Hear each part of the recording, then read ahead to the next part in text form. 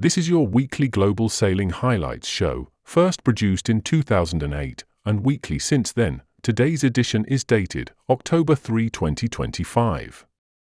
The fantastic Lorient base was once again buzzing with excitement for the Defy Azamut.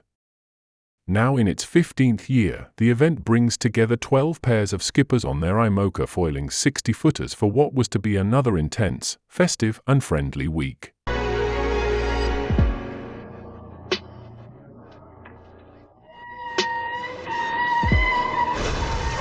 Never thought it'd be someone like a diamond when the light hits, shifting your senses, lifting you up to a different dimension. You see it, you feel it, it grabs your attention. Open your eyes. Never seen anything like this.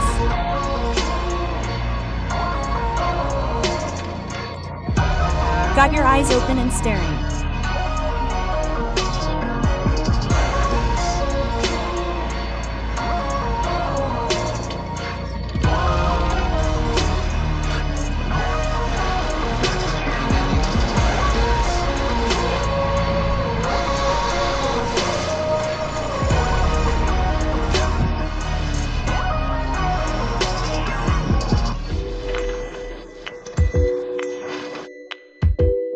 Like this unpious GL Deuce followed me into a dream me on VA Fair und Deut Vers 25 Vier.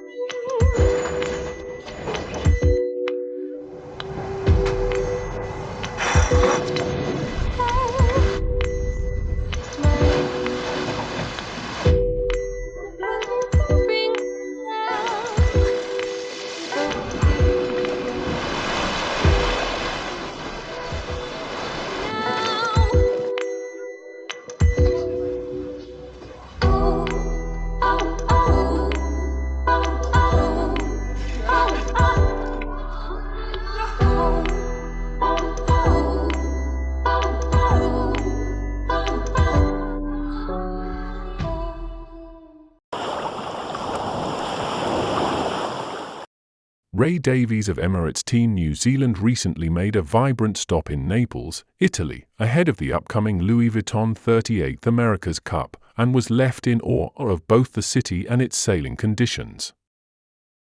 There's some pretty good flybys. From what I've seen the last 2 days, it's sensational. It's been incredible conditions, a little bit further right than normal.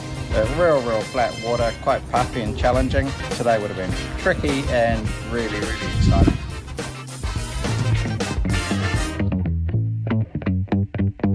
I'm with my taxi driver. What do you think of the America's Cup coming to Naples? Yeah, to Naples. It's a fantastic moment from Naples and from the world.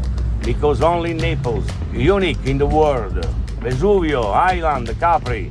Very good manifestation. America's Cup per Napoli è mondiale, è bellissimo. Turismo a Napoli e poi una bellissima cosa, l'America's Cup a Napoli.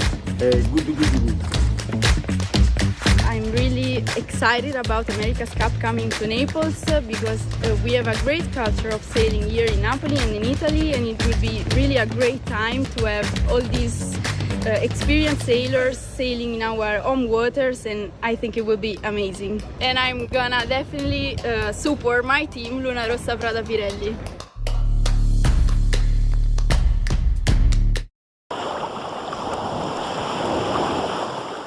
Thomas de Dijnchen's mast broke during the 56th edition of La Solitaire du Figaro Paprec in September 2025. De Dijnchen was sailing aboard the boat, armed for pure ocean, when the dismasting occurred.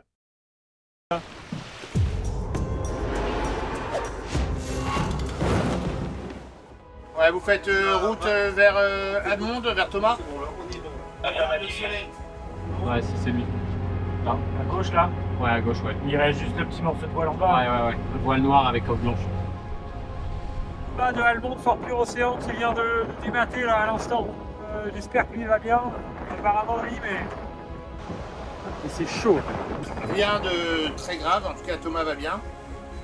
Par contre, il vient de démater. Oh merde. Oui. Il y a eu rupture d'un haubans, le mât est cassé au milieu, là il est en train de s'affairer pour sécuriser le reste. J'avais pas imaginé une demi-seconde que ça se finisse comme ça, quoi. Ça a vraiment été le choc.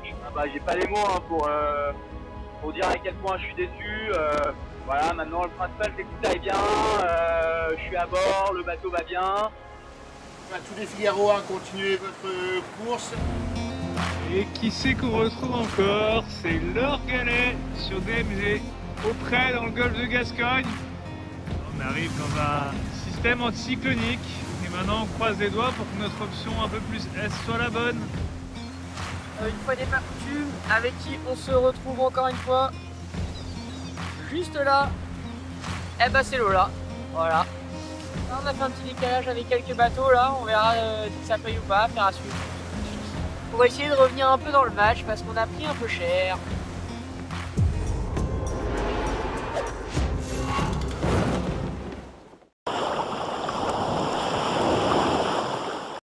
From rollout at dawn to dock-in at sunset, here is a full day at the Cagliari base lived through the team's eyes.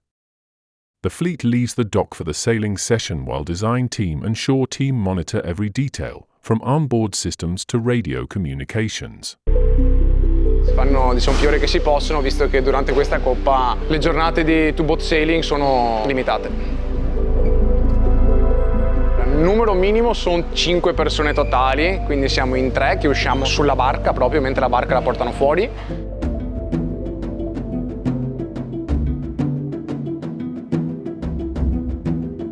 Eravamo io, Dezu, il capitano Dezu, poi Caredda, Marco, Pissi soprannome in realtà si chiama Pietro, è un altro rigger che in realtà sarebbe il boat captain della seconda barca. Quando arriviamo in posizione l'albero scende, noi 3 sopra prendiamo l'albero sulle rispettive linee per tenerlo fermo. Fatto quello l'albero scende, salgono Raffa e Pino che sono i 2 rigger caricati di fare lo stepping. Adesso molla un po', ok. Quando è tutto quanto a posto si buttano giù le cime che tengono la testa dell'albero. Tramite la gru si fa scendere l'albero, si appoggia l'albero sulla palla sotto e successivamente si attaccano prima le sarti. 50 dalla palla. E tramite cilindro, precedente l'idraulico, riusciamo a tirare la parte davanti dell'albero e attaccare strallo. E chi è l'idraulico? L'idraulico in questo caso sono io, però siamo in 3, siamo io, Vanni e il nostro capo Massi che è super. Dobbiamo essere precisi in qualsiasi cosa, anche per capire in caso di problematica, guasto o quant'altro, in quanto riusciamo poi a rimettere la barca pronta per riuscire.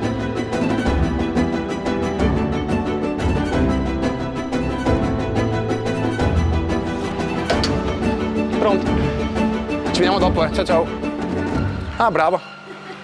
Scappavo e me l'ero dimenticato completamente. Vai. Grazie. A dopo, grazie mille. Ciao.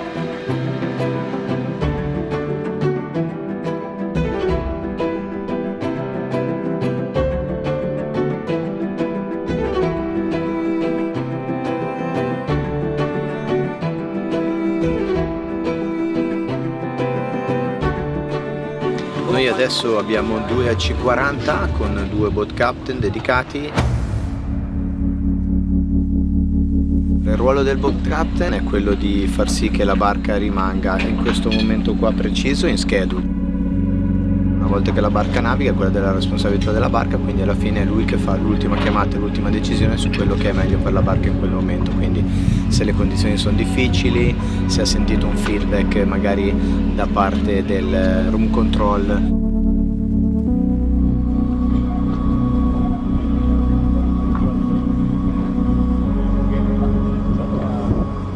Documentario su Michele Cannoni. La verità è che c'è solo un capitano, ragazzi, Michele Cannoni.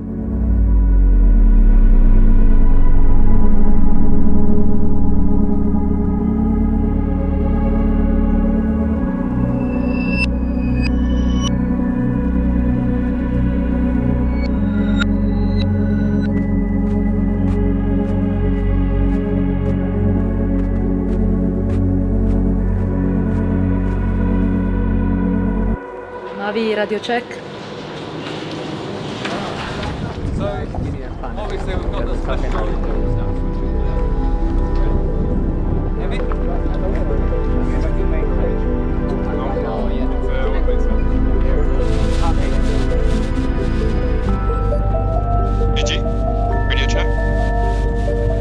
senti Rocco? You want us to? Yeah, we can. Do you want to? Yeah. Need a good power pack on there. Right, it's on. Hey, we're just gonna go boards up here, but it should be fun. I can leave it at dock. Okay? Raffa, tra un po' a 1.1 di chip canno a strallo. As soon as Rocco's ready, we'll get... Okay. Let's get going. And then we record your software. Boat 2, ready. But GG, record your software. Yep.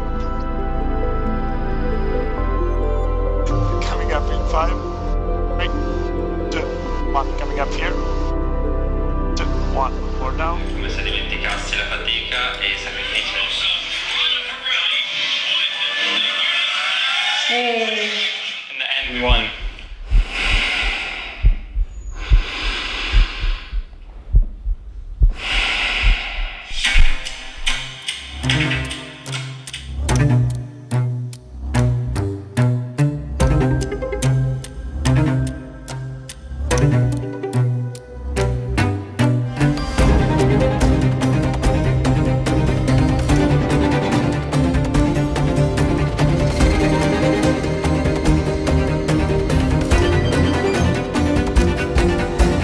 La vittoria mi ha cambiato perché ha fatto una famiglia. Faremo di tutto per permettere ai nuovi yacht di difendere e portare a casa la coppa. Ovvio.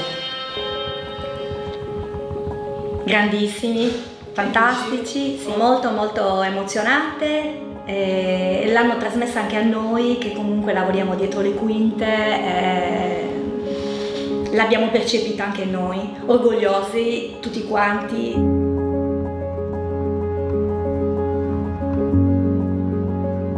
Qualche pasto perché qualche ragazzo ha mangiato dentro.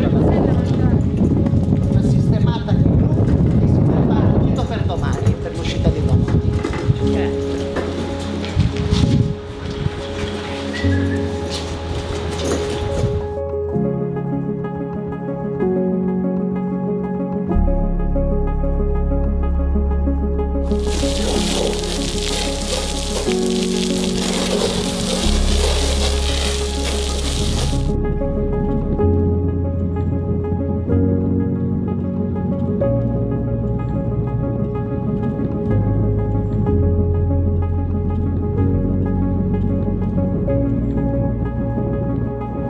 Fine dell'update di settembre.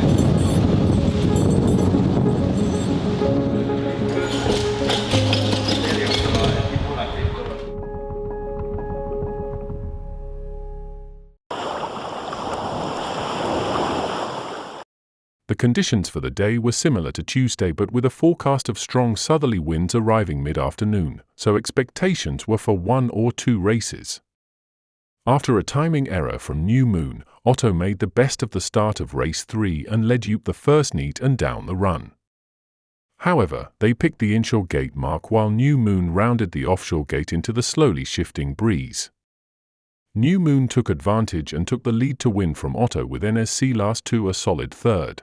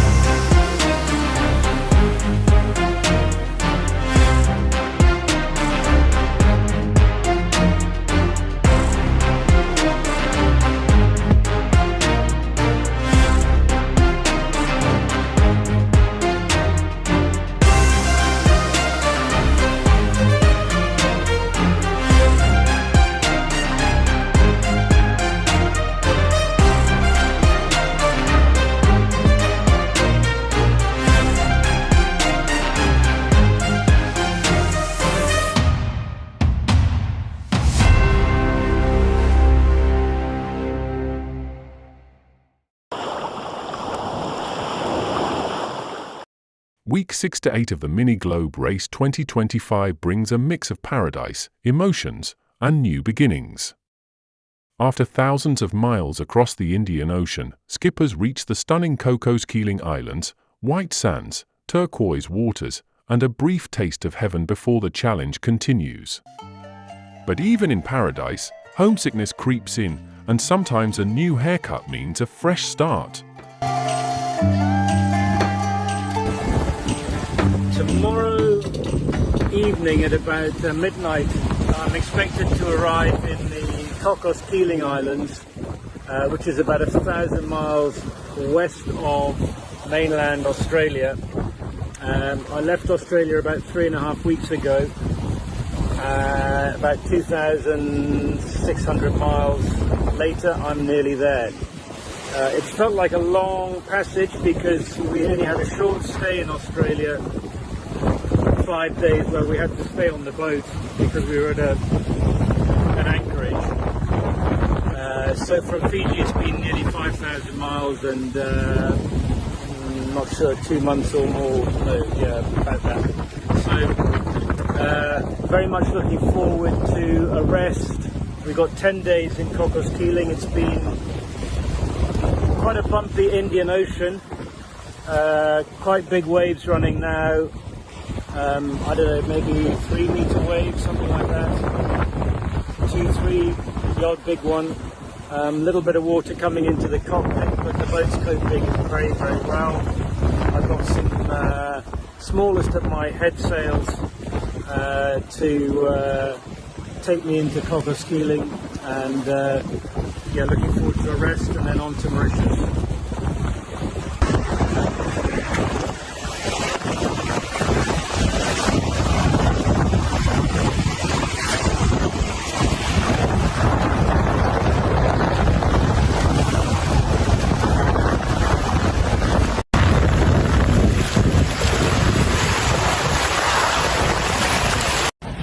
Things have picked up a little bit in the last few hours.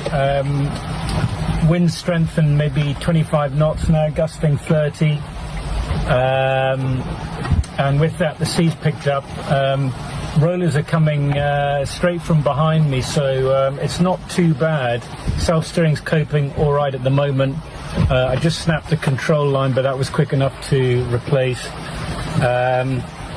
I've got some reasonable current. I've just clocked 80 miles in the last 12 hours, which I don't think I'll beat that very often.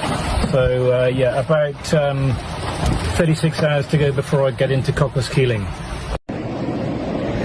Well, it's taken a little while to get here, but my goodness, it's been worth it. The Cocos Keeling Islands are just quite incredible. We've got everybody here just waiting for Josh to come in, who'll be later on today. This is our anchorage at Direction Island. There's Renault canoeing across. This is Direction Island here, which is, yeah, I don't think anything gets much closer to paradise than this. There's no inhabitants on it. There's nothing on it other than a little bit of shelter and a ferry pier that takes people on and off the island 2 times a week. I've been on Home Island, which is another island, for a couple of days, and I'm now on the boat for a week until we leave. I leave on midnight on Saturday, so I'm really looking forward to a few days downtime. Big rainstorm, and we're just having our barbecue.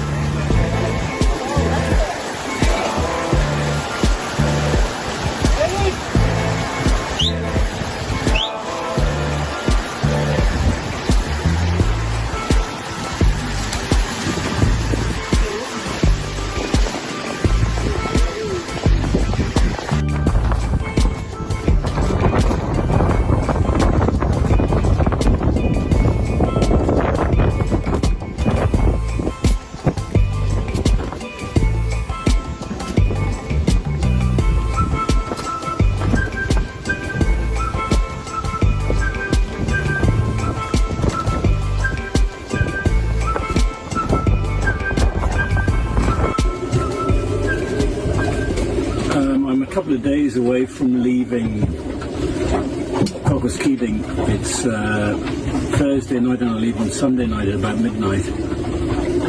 And I think this is probably the first time I've started to feel a little bit homesick. For some reason the Cocos Keeling Islands, although they're closer to home than Australia was, it feels like we're miles from anywhere. It's very remote. And it does feel like it's a long, long way from home. So my thoughts go back to home and to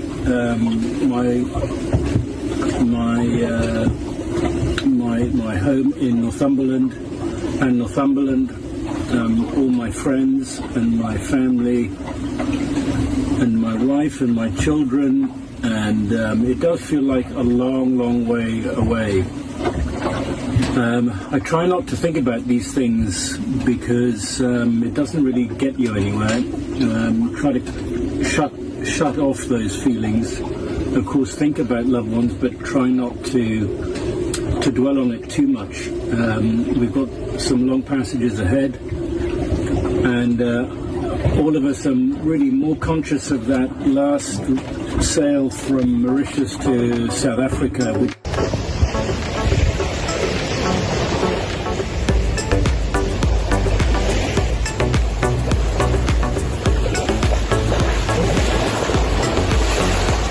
Into day 2 on the passage to Rodriguez. It's really good to have cleared away from the Cocos Keeling Islands and be underway perhaps 2.5 weeks to get to Rodriguez.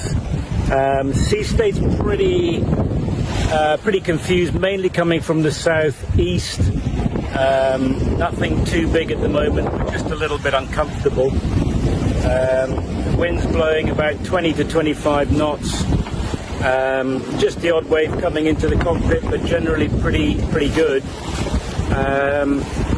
As you can see, Renault needs to be very wary because I've got a very streamlined approach to this passage, having taken off any excess that was not needed, and my razor's been hard at work, so watch out, Renault. I'm coming to get you.